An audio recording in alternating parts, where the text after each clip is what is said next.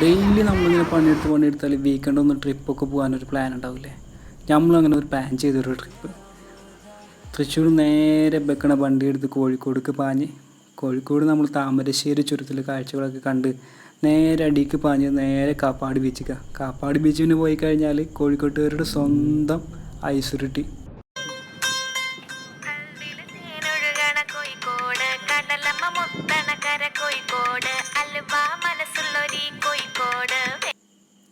ആര് ഏത് ട്രിപ്പ് പോയി കഴിഞ്ഞാലും അവസാനം ഇറങ്ങി തിരിഞ്ഞതും ഫുഡുമ്മ തന്നെയാണ്. നമ്മൾ ഫുഡുമ്മ കയറി. കോഴിക്കോട്ടുകാരുടെ പുതിയ അഹങ്കാരമായ പ്ലാറ്ററിൻ്റെ അടുത്താണ് നമ്മൾ എത്തിയിട്ടുള്ളത്. അതും നമ്മുടെ അറേബ്യൻ മജ്ലിസിൽ. കോഴിക്കോട്ടുകാരുടെ സ്വന്തം അറേബ്യൻ മജ്ലിസ് എന്നാണെങ്കിൽ പറയാം. ആദ്യം തന്നെ പ്ലാറ്ററിന് മുമ്പ് അവർ നല്ല വത്തക്ക ജ്യൂസ് കൊണ്ടുവന്ന്. സാധാ വത്തക്ക ജ്യൂസാണ്, വേറെ പ്രത്യേകിച്ചൊന്നുമില്ല. പിന്നെ ഒരു ചിക്കൻ്റെ നല്ല സൂപ്പ് നല്ല അടിപൊളിയായിരുന്നു കേട്ടോ, പറയാതിരിക്കാൻ പറ്റില്ല. ഇനി വരുന്നതാണ് നമ്മളെ പ്ലാറ്റർ. ഏകദേശം ഒരു അംഗത്തിനുള്ള വരവ് തന്നെ ഉണ്ട്, കണ്ടു കഴിഞ്ഞാൽ മനസ്സിലാവും. പ്ലാറ്റിലുള്ളതെന്ന് വെച്ച് കഴിഞ്ഞാൽ നല്ല അടിപൊളി റൈസ് ഉണ്ട്. റൈസ് അത്ര കണ്ട് പോരാട്ടാ. ചിക്കൻ പറയുക വെച്ചാൽ പിരി പിരി ചിക്കൻ ഉണ്ട്, പെപ്പർ ചിക്കൻ ഉണ്ട്, അൽഫാം ചിക്കൻ ഉണ്ട്, അതുപോലെ നല്ല ബീഫ് സ്റ്റീമഡ് ഉണ്ട് കേട്ടോ.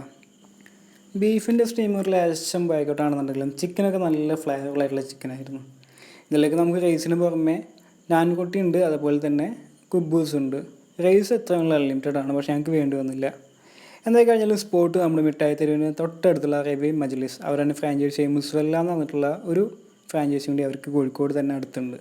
എന്തായി കഴിഞ്ഞാലും എല്ലാവരും ഒന്ന് ട്രൈ ചെയ്ത് നോക്കുക.